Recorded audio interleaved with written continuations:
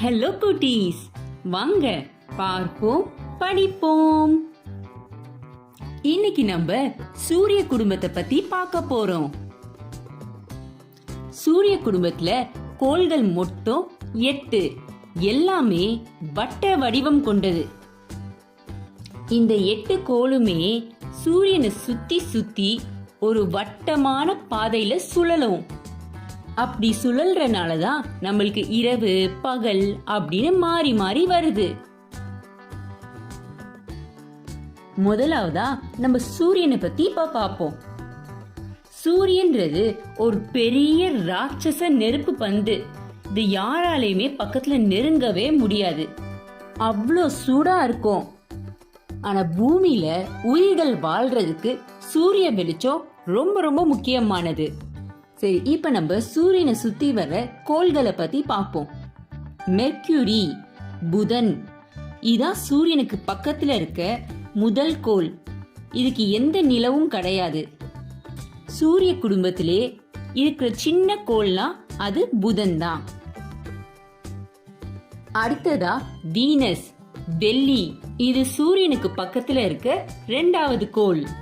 சூரிய குடும்பத்திலே வெப்பமான கோள் எதுன்னு கேட்டா அது வீனஸ் தான்.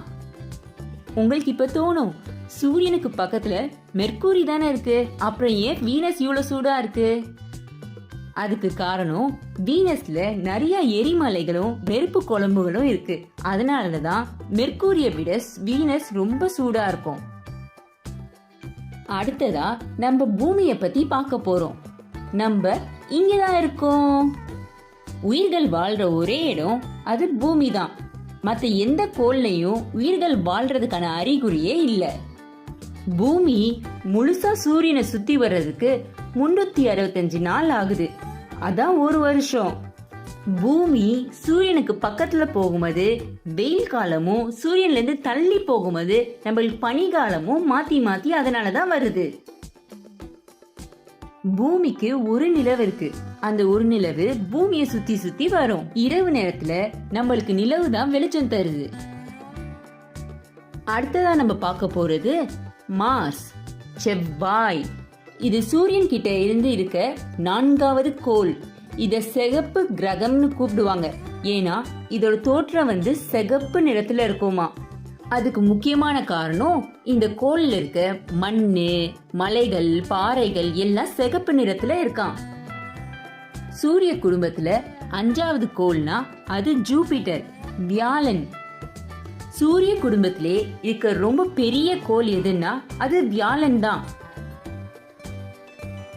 இது நம்ம பூமியை விட 10 மடங்கு ரொம்ப பெருசு.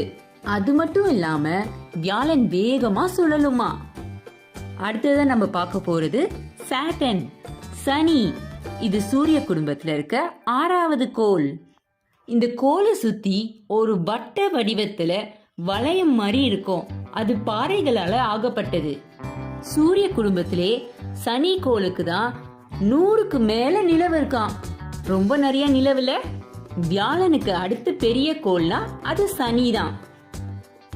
அடுத்ததா நம்ம பார்க்க போறது யுரேனஸ். இது சூரிய குடும்பத்துல இருக்க 7வது கோள். இது சூரியன் கிட்ட இருந்து ரொம்ப தள்ளி இருக்கனால இந்த கோள் ரொம்ப குளிரும். இதான் சூரிய குடும்பத்துல இருக்க கடைசி கோள் நெப்டியூன். யுரேனஸ், நெப்டியூன் இந்த ரெண்டையுமே பனி ராட்சசன்னு சொல்லுவாங்க, அதாவது ஐஸ் ஜெயிண்ட். ஏன்னா இந்த 2 கோளுமே ஐஸ் கட்டி மாதிரி இருக்குமா. சூரிய குடும்பத்துல என்னென்னலாம் இருக்கும்? முதல்ல சூரியன், அத சுத்தி மெர்க்குரி, புதன், வீனஸ், வெள்ளி, எர்த், பூமி, மார்ஸ், செவ்வாய், ஜூபிட்டர், வியாழன், சாட்டர்ன், சனி, யுரேனஸ், நெப்டியூன். இப்போ கேள்வி நேரம். சூரிய குடும்பத்திலே சின்ன கோள் எது? மெர்க்குரி புதன். சூரிய குடும்பத்துல பெரிய கோள் எது? ஜூபிட்டர் வியாழன். சூரிய குடும்பத்திலே ரொம்ப வெப்பமான கோள் எது? வீனஸ் வெள்ளி. சூரிய குடும்பத்துல எந்த 2 கோளை பனி ராட்சசன்னு சொல்லுவாங்க? அது ரொம்ப குளிருமே. Uranus Neptune. சூரிய குடும்பத்துல எந்த கோளுக்கு அதை சுத்தி வளையம் இருக்கும்? சனி சாட்டர்ன். சூரிய குடும்பத்துல எந்த கோளை சிகப்பு கிரகம்னு சொல்லுவாங்க? மார்ஸ் செவ்வாய். சூரிய குடும்பத்துல எந்த கோள்ல உயிர்கள் வாழும்? பூமி எர்த். சூரிய குடும்பத்துல கோள்கள் எத்தனை இருக்கு?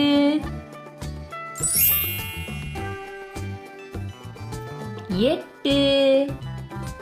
சரியா சொன்னவங்களுக்கு ஒரு கைத்தட்டு.